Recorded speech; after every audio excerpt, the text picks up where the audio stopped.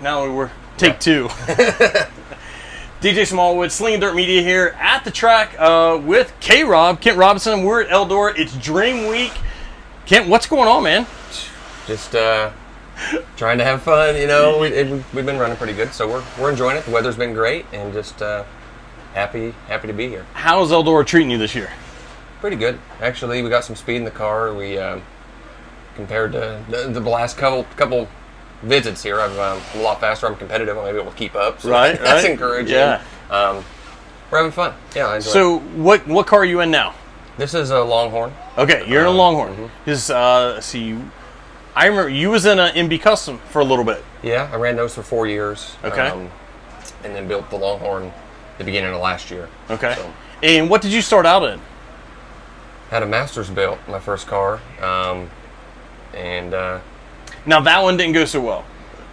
Well, no, I didn't have any idea what I was doing. You know, like most guys. Jumped into it. They were helpful. I liked those cars, and yeah, I mean, it's had 3 or 4 since then, different builds, and you know how it is. It's always kinda, learning curves. Yeah, learning curves, and just cutting your teeth and trying to make laps and get better. So when you started out, did you was you a local guy, or started regionals, or what kind of level? Where did you start? How did you start? Well, I got my first late model in 2010, and then that season got cut short by an injury, actually here. And then, at the Dream, I got hurt and dislocated my shoulder. And so 2011 was really my rookie season. We tried to stay around Brownstown and Florence. Okay. But we came to the big shows too. You know, we did the Dreams, and the World's Love coming here. Right. And then got as much experience as we could, and then we decided in 2012 to just go out and follow the Outlaws, and so we did that all in 2012. Had a couple, good crew help at that point, and had a lot of fun and learned a whole lot that year. Gotcha.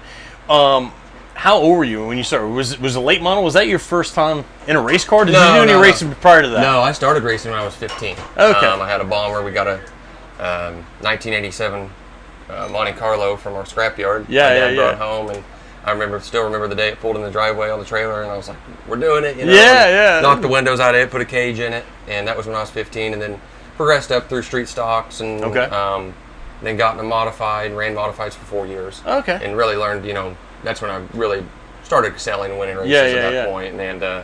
And what kind of chassis was you running in the modifieds? Do you remember? The first car I had was I had a Lightning chassis from Donnie Adams, and then had a loose gruff with Jimmy Owens. Back then. That thing was badass. Back swing arm days. Right. Still. And had a couple of those, and then went to Bob Pierce car. That's when the best car I ever had was. Cars I had was from Bob, and won a lot of races in those. Yeah, and I had a couple of those when I was. They were good. They had clamp brackets. Yeah, they were a totally different deal. But that was those were my glory days. You look back and like that's when it was fun. It was a lot of fun, and not that this isn't fun, but this is a lot of work. It's a lot of work, and everything changes. But back then, my dad was still around and alive, and my whole family, my mom went all the time, and I don't know, it was a little bit more of a family thing. Sure. I didn't have kids at that time, obviously, and now it's a different family thing. It's a different family thing. It's way more work on my end now. 2 little girls now, so it's I wouldn't trade it for anything. I love it. It's just different, and on top of everything, racing is just way more work now. I mean, the late model class, it modifies everything. It's really everything. The competition is tough. Yeah, and you can't let anything go on any stone unturned. Details. It's so detailing oriented, and I enjoy that. The competition side is what drives us. It's what makes us want to go out and win. But it's nobody comes to run 5th or 6th. No way. That's we do it to have fun. At the end of the day, this is a hobby. Expensive hobby. But we do it to have fun, but results mean fun. You sure. know what I mean? So running good makes it fun. So that's it does. I mean, I can remember. I know there was times where maybe 10th, but if I was with one of my buddies and we were racing and having fun, we probably would have wanted to be close to the front, but at the end we were still having fun. Yeah. Not like fun up front, but not like taking a trophy home with a big check. But no, I mean just running competitive, kind of like. Back to my weekend so far here, it's made it more enjoyable because the car has speed, and we're able to just go in small changes here and there. And we're close to, if I can get in the big show here, I think we got a car that's a successful weekend. Yeah, I'll call it. That's a goal. Yeah, absolutely. Making these races nowadays, used to I've been fortunate enough to win some races here, but as the sports changed and I became, your schedule changed. Yeah, my schedule's changed, and I'm way more part time, and I don't have the hours in the day to spend on the race car to try to get faster, and that's just part of it. I don't complain about it. Every lap that you're not in the car kind of hurts. It does. It does. When I went to the more limited schedule, I thought, well, I'll be fresh, and I'll come in here. And No, it doesn't really work like that. You know what I mean? I know exactly what you mean. After the feature on Thursday, I said, man, we're that close, but I don't know what to do because I haven't got enough laps in these cars with the shock package, everything we're doing now. I don't know what to do. And things, every time you get in the car, you learn a little bit, and I don't know. I take pride in being able to at least be competitive with these guys, and we like it. Yeah. So, okay, let's talk a little bit about Kent outside the car. Growing up, where'd you grow up at? Bloomington, Indiana. Indiana. Okay. Lived from there. Still right there. My whole life, yeah. Gotcha. Sports in school. Do any of that good stuff? I tried. Yeah, we did. Tried. Yeah, another just hobby. I liked football. I played football all the way through school. Until my sophomore year when I started racing. Actually, didn't coincide schedule wise, so dropped that.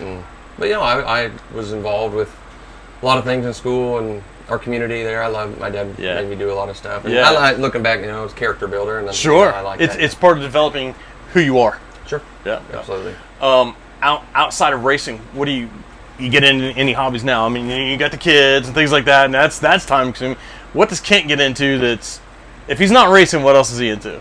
A social life. I've always had a pretty tight knit group of friends. And now all my friends, the majority of my close friends have kids around the same age as ours. So that's really any time, on the weekend or Sundays we go have pool, get-togethers, drink pool some beer, days, have a good time, and the kids love doing that. So really, there's not a whole lot of free time now. Right. If there is, I dedicate it to the race car. To the race car. Mm-hmm. What does K-Rob's playlist look like? What's this? It's a wide genre. Honestly, we've been jamming out to Luke Combs yesterday, kind of keep the mood a little mellow because the stress gets so high at night. Right, we try to, but I don't know. I like, almost everything, to be honest. A little bit of everything. Yeah, I'll put it on anything. Yeah. Okay. Back to racing. This is kind of could be a touchy subject. What's the dirtiest thing you've ever done to somebody on the racetrack? Or if you don't have that, maybe what's the dirtiest thing you've had done to you that you want to talk about? Yeah. You don't have to call anybody out. No, I don't have to use any names. I think the majority of people would know what that was. It happened here, and it was very unfortunate in 2019, but junked the car for really no reason. Anyway, that's part of it. We moved past that. As far as what I've done, and I don't know, it's probably back in the modified days, running around home. Had some local rivalries, and I don't know. It's hard to say. That's a tough one. You start to get everything back. Yeah, I pride myself on trying to be clean. Yeah, not intentionally doing things. You know what I mean? Sometimes you have to drive on the limit, and things happen, but that's still almost intentional the way I look at it. And I've been guilty of doing it myself. So I don't know. But you've been able to make amends with any of those. Yeah, that's a tough question. It is. Yeah, it's hard to not call anybody out. Got a new one. We're interview right here. It's all good. So before we're ready to wrap things up. Before we do, I know you've got some help. Who do you need to thank? My family first. My wife. It's you hear people say about all the sacrifices and stuff, but it really is true. It's just a time she knows that we met at the racetrack. She knows how it goes and loves it as much as I do. But it's just being able to sacrifice my time to not help as much, with the kids and around the house and stuff like that. So we try to balance that, Then my mom too, it's a family-owned team. JB Salvage is our business. It helps immensely with being able to operate this expensive sport. And then, just a lot of part-time help. Kyle Alt is crew chief, and I don't have anybody full-time. It makes it tough. Yeah.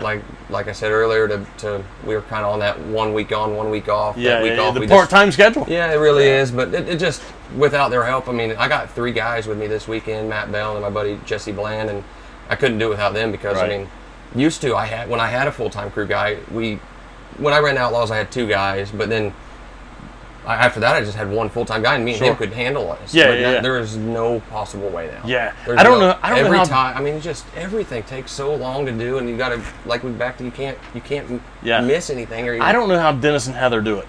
Oh, they do an amazing job for what you know. Absolutely, and she works her ass off, and he does too. And I mean, and they still run good. Yeah, really good. So yeah, it's tough. Yep. I don't want them. I try not to work that hard. Right, I don't want to work that hard at anything. No, but a lot of part-time help, and got to thank all them. Good deal. Well, we're gonna wrap things up. Hope you guys like this episode of Slingin Dirt Media. Make sure you like, subscribe, share with all your friends, and we'll see you at the track next week. Thanks.